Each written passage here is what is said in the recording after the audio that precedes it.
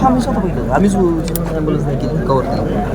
म्हणजे आधी सुरुवातीला 200 डिस्टन्सला वर होतं विमान. मग ते एवढं ह्याच्यावर रनवे कॅच झाला नाही. मग तिनं पहिला स्कर्व घेतला आणि दुसऱ्या स्कर्वला ती जास्त खाली आली. जास्त खाली आल्यावर तिला धावपट्टी आणि ह्याच्यात धुक्याच्या अंदाज आला नाही. तिनं काय केलं, ह्या साईडला म्हणजे बाहेरच्या साईडला असल्यामुळं ना रनवेला गेलीच नाही, त्यामुळे ती क्रॅश झाली धावपट्टीच्या बाजूला. म्हणजे ती 100% शुअर इथल्या याला आली नसणार आहे एअरपोर्टला.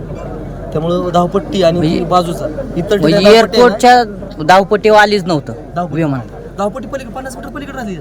ठीक आहे, लोक आहेत ना त्याच्या पासून पलीकडे 20 मीटर अजून आहे. पायलटला अंदाज आला नाही. त्यामुळे किती जण होते काय? 6 लोक. 6. 2 वैमानिक होते का त्यातले? हे चेअर दादांची VIP चेअर. तारा तुम्ही स्वतः हे करा. हा सुरुवातीला आम्ही सुद्धा किती वाजले तरी आम्हाला इथं पोहोचलं 3 मिनिटं. बॉडी किती वाजले?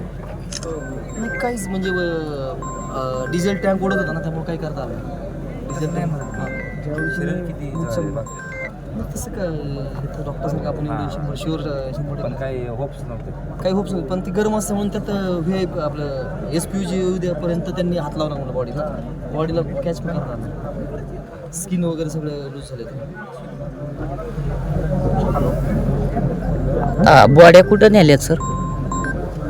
हॅलो, हाताच हे होतं ना ब्रेसलेट आणि ते दादाचे कपडे आहेत ना त्याच्यावर जा घेऊन ये त्याला.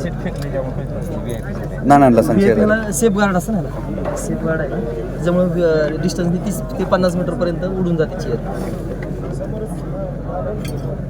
इथे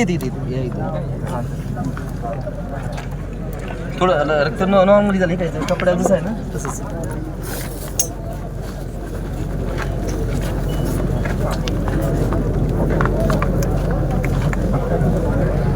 पायलटला ना अंदाज आला नाही.